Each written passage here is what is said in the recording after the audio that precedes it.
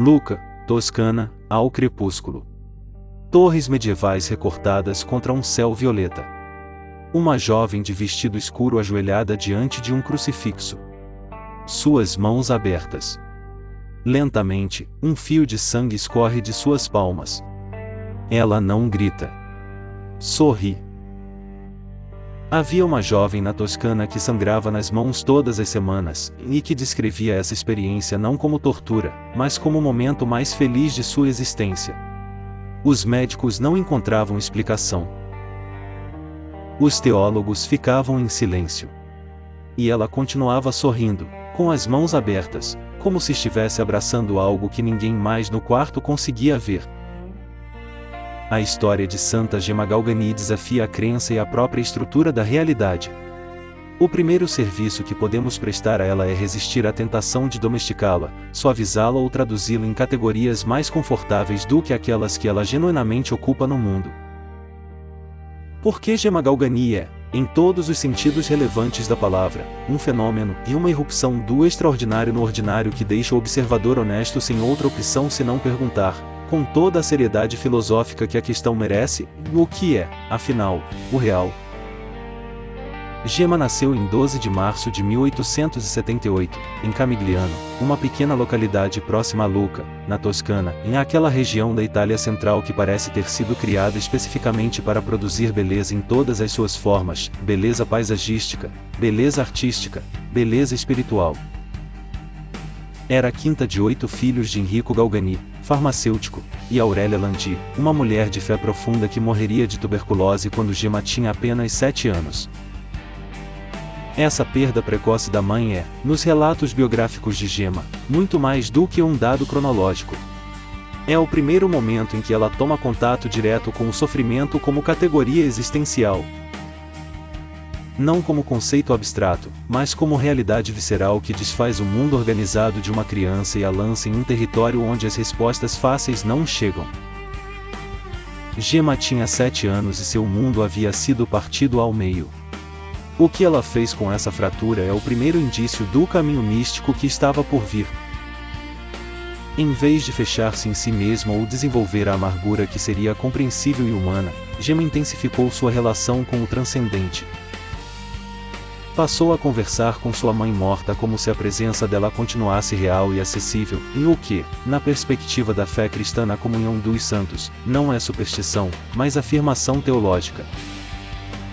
E passou a se aproximar de Cristo com uma intimidade que seus biógrafos descrevem como espantosa para uma criança de sua idade, e não a devoção formatada do catecismo, mas um relacionamento pessoal, vivo, recíproco. A Toscana do final do século XIX era também um ambiente intelectualmente fervilhante. O positivismo científico havia penetrado profundamente nas universidades e nos círculos cultos. E o anticlericalismo que acompanhou a unificação italiana criava um clima cultural em que a religiosidade intensa era frequentemente interpretada como atraso, superstição ou patologia. Gemma Galgani viveu e morreu nesse contexto, e sua história é, entre outras coisas, uma resposta silenciosa e desconcertante a todas essas categorias redutoras. A adolescência de Gemma foi marcada por uma série de perdas que se acumularam com uma crueldade que desafia qualquer narrativa simplista sobre os santos como seres protegidos pelo divino das asperezas da existência. Após a morte da mãe, perdeu um irmão. Depois, outro. Seu pai, que havia contraído dívidas enormes tentando manter a família, faleceu de câncer na garganta em 1897, deixando os filhos órfãos e praticamente sem recursos. Gemma tinha 19 anos, era a filha mais velha em condições de trabalhar, e o mundo havia lhe retirado sistematicamente todos os apoios externos sobre os quais uma pessoa jovem normalmente se apoia para construir sua identidade e seu futuro. É precisamente nesse contexto de expoliação sistemática que começa a se revelar o que os teólogos místicos chamam de noche oscura deu alma, a noite escura da alma, conceito elaborado por São João da Cruz no século XVI. Para descrever o processo pelo qual Deus conduz certas almas através de um esvaziamento radical de todos os consolos espirituais e materiais, a fim de purificá-las e prepará-las para uma união mais profunda com o divino. A noite escura não é depressão, e embora suas manifestações externas possam superficialmente se assemelhar, é um processo ativo de transformação espiritual que exige da alma uma fé que não depende de sentimentos, de consolações ou de evidências sensíveis. É a fé pura, em aquilo que os teólogos chamam de fides no sentido mais exigente do termo, e a adesão à realidade de Deus mesmo quando toda a experiência interior e exterior parece contradizê-la. Gema atravessou esse território com uma consistência que impressionava os que a acompanhavam. Mas o que viria a seguir transcenderia mesmo as categorias da noite escura joão-cruciana. Em 1899, após um período de doença grave, ela havia contraído uma forma severa de meningite tuberculosa que a havia deixado parcialmente paralítica e que os médicos consideravam fatal, e Gema recuperou-se de modo que seus próprios médicos descreveram como inexplicável. Ela atribuiu a cura à intercessão do Beato Gabriel da Virgem das Dores, um jovem passionista que havia morrido em 1862 e que seria canonizado décadas depois. E foi exatamente nesse período de convalescença, nessa fronteira entre a morte e o retorno à vida, que os fenômenos místicos extraordinários começaram. Em 8 de junho de 1899, numa quinta-feira, o dia da semana que a tradição cristã associa à instituição da Eucaristia e ao início da Paixão de Cristo, Gema Galgani recebeu os estigmas. As chagas de Cristo apareceram em suas mãos, pés e costado com uma precisão anatômica que desconcertava os observadores. Não eram feridas vagas ou simbolicamente sugestivas, mas perfurações reais, que sangravam, que causavam dor intensa, e que desapareciam completamente às sextas-feiras ao entardecer, e o momento da morte de Cristo na cruz, e para reaparecer na quinta-feira seguinte. Esse ciclo semanal de aparecimento e desaparecimento das chagas durou aproximadamente 2 anos e foi testemunhado por múltiplas pessoas, incluindo membros da família Giannini, que havia acolhido Gema em sua casa após a morte do pai. E pelo padre Germano Ruopolo, seu diretor espiritual passionista, que documentou tudo com uma meticulosidade que hoje constitui um dos arquivos hagiográficos mais detalhados da história moderna da Igreja. Os estigmas são, na tradição mística cristã, um dos fenômenos mais extraordinários e mais debatidos, e também um dos mais documentados. São Francisco de Assis foi o primeiro estigmatizado historicamente verificado, em 1224. Desde então, a Igreja reconheceu centenas de casos, dos quais examinou com rigor apenas uma fração. O debate teológico sobre os estigmas é fascinante em sua complexidade. São eles uma manifestação puramente psicossomática de intensa identificação com a paixão de Cristo? São uma intervenção direta de Deus no corpo do místico? Ou são, e como a teologia mística mais sofisticada sugere, e uma realidade que transcende essa dicotomia, na qual o corpo do místico torna-se literalmente o lugar onde a paixão de Cristo continua a se atualizar no tempo? Gema mesma descrevia o momento do aparecimento dos estigmas com uma linguagem que resistia às categorias médicas e psicológicas disponíveis. Dizia que sentia primeiro um calor intenso que se espalhava pelos membros, depois uma dor aguda e penetrante, e então algo que ela só conseguia descrever como presença, a sensação física e espiritual de estar com Cristo na cruz, não como observadora, mas como participante. Parecia que eu estava morrendo com ele, escreveu em uma de suas cartas, e ao mesmo tempo nunca me senti tão viva. Para compreender a espiritualidade de Gema Galgani em sua profundidade, é necessário entrar no território teológico que ela habitava, e esse território tem um nome preciso na tradição mística cristã, Theologia Crucis, a teologia da cruz. Não é uma teologia sobre a cruz como objeto histórico ou como símbolo religioso. É uma teologia da cruz como estrutura ontológica da realidade, como modo pelo qual Deus escolheu revelar sua natureza mais íntima ao mundo. Martinho Lutero cunhou o termo Theologia Crucis em oposição à Theologia Gloriae, a teologia da glória que prefere encontrar Deus nos cumes da experiência, na beleza, no êxito, na prosperidade. A teologia da cruz, ao contrário, afirma que Deus se revela no que é fraco, desprezado, sofrido, e que o crucificado é o lugar privilegiado do encontro com o divino. Embora Lutero a tenha formulado em chave reformada, A substância dessa intuição é profundamente católica e encontra sua expressão mais radical nos grandes místicos da cruz, João da Cruz, Teresa de Ávila, e no século XX, Gemma Galgani. O que Gemma representava, em sua vida concreta, era a afirmação de que o sofrimento, quando livremente aceito e conscientemente unido ao sofrimento de Cristo, e não é simplesmente um mal a ser eliminado, mas pode ser transfigurado em instrumento de redenção. Essa afirmação é, para a sensibilidade contemporânea, profundamente estranha e potencialmente perturbadora. Vivemos em uma cultura que define o bem-estar como ausência de sofrimento e que tende a interpretar qualquer aceitação do sofrimento como masoquismo, alienação ou patologia. Mas a tradição mística cristã faz uma distinção crucial que essa crítica frequentemente ignora: a diferença entre buscar o sofrimento por si mesmo, e o que seria de fato patológico, e aceitar o sofrimento que chega, encontrando nele não um fim em si mesmo, mas uma participação no mistério redentor de Cristo. Gemma não buscava a dor. A dor chegou até ela, e através das perdas, da doença, dos estigmas, e ela escolheu, com uma liberdade que impressionava a todos que a conheciam, recebê-la não com resignação fatalista, mas com amor ativo.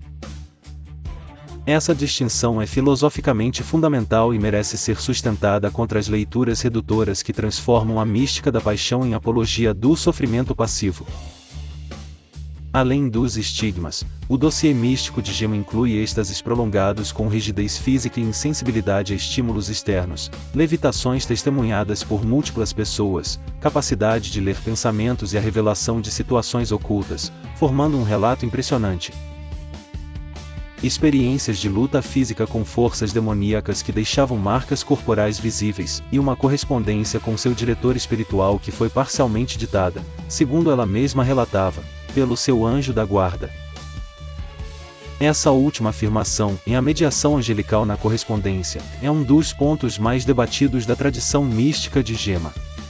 As cartas, escritas com uma velocidade e uma caligrafia que variava de modo consistente com os diferentes estados de consciência em que ela se encontrava ao escrevê-las, contêm reflexões teológicas de uma profundidade que impressionava os teólogos que as examinaram, em algo que parecia difícil de conciliar com a formação escolar limitada que Gemma havia recebido. O teólogo e diretor espiritual Padre Germano atestou que as experiências de Gemma não traziam sinais de ilusão ou histeria. Ao contrário dos critérios de suspeita, ela demonstrava sinais opostos: humildade, obediência, lucidez sobre sua condição e total ausência de vaidade ou busca de atenção. E uma consistência entre vida interior e vida exterior que era o argumento mais sólido em favor da autenticidade de suas experiências. A saúde de Gemma deteriorou-se progressivamente. A tuberculose, a mesma doença que havia matado sua mãe e que ela havia milagrosamente sobrevivido anos antes, retornou e avançou com implacabilidade. Gemma morreu em 11 de abril de 1903, na véspera do Sábado de Aleluia, com 25 anos. Suas últimas palavras, registradas pelas irmãs que a assistiam, foram uma oração: e Jesus, misericórdia. Pio XII a canonizou em 2 de maio de 1940, em plena Segunda Guerra Mundial, como se a Igreja quisesse oferecer ao mundo em conflagração o testemunho de uma jovem que havia encontrado, no coração do sofrimento, não o desespero, mas a presença. Gemma Galgani nos coloca diante de uma questão que a filosofia e a teologia ocidentais nunca conseguiram resolver de modo definitivo, e talvez não devam resolver, porque a irresolução pertence à natureza da questão: o que fazemos com o sofrimento? As respostas disponíveis são, em linhas gerais, 3. A primeira é a resposta estoica e suas variantes modernas: o sofrimento é um mal que a razão e a vontade podem e devem minimizar, e o sábio é aquele que desenvolve a impassibilidade interior que o torna indiferente às variações da fortuna. A segunda é a resposta hedonista e suas variantes contemporâneas: o sofrimento é o mal por excelência, e a vida boa é aquela que maximiza o prazer e minimiza a dor, e o que torna a medicina, a anestesia e o bem-estar material as virtudes cardinais de nossa época. A terceira é a resposta mística cristã, da qual Gemma é uma das expressões mais radicais: o sofrimento pode ser transfigurado, e não eliminado, não ignorado, não estetizado, mas transfigurado, quando unido conscientemente ao sofrimento de Cristo, em instrumento de comunhão com o divino e de serviço ao mundo. Essa terceira resposta é a mais estranha para a sensibilidade contemporânea, e provavelmente por isso é a mais necessária de contemplar. Não porque o sofrimento deva ser buscado ou romantizado, mas porque ele é uma dimensão inescapável da existência humana, e a questão não é se vamos sofrer, mas o que fazemos com o sofrimento quando ele chega. Gema Galgani não pregou sobre o sofrimento. Não escreveu tratados de espiritualidade mística. Simplesmente viveu com uma intensidade e uma coerência que transformaram sua curta existência de 25 anos em um dos documentos mais perturbadores e mais luminosos sobre a condição humana que o século XX produziu. Ela nos diz, com suas mãos abertas e ensanguentadas, com seu sorriso incompreensível durante a agonia, com suas últimas palavras murmuradas em direção a um interlocutor que os outros no quarto não conseguiam ver. Ela nos diz que existe uma forma de habitar o sofrimento que não é desespero nem anestesia. Que existe uma presença que acompanha o ser humano até os pontos mais extremos da dor. E que essa presença tem um nome. Jesus, misericórdia. 3 palavras. Uma vida inteira. Uma eternidade de resposta. Luca ao amanhecer. A Basílica de São Frediano banhada em luz dourada. Uma jovem de costas, ajoelhada diante de uma cruz. Suas mãos abertas recebem os primeiros raios de sol. A câmera recua lentamente. Fundido em branco, e não em preto. Santa Gema Galgani foi canonizada em 1940, com 37 anos após sua morte. Seus escritos e cartas, diário espiritual, autobiografia, foram preservados e continuam sendo estudados por teólogos e místicos em todo o mundo. Ela é padroeira dos estudantes, dos farmacêuticos e dos que sofrem de dores nas costas. Mas acima de tudo, ela é a padroeira de todos que enfrentam o sofrimento sem resposta, e que ainda assim escolhem o amor. Sofrimento sem amor é desespero. Sofrimento com amor é redenção. Tradição mística cristã. Jesus, misericórdia. Últimas palavras de Santa Gema Galgani, 11 de abril de 1903.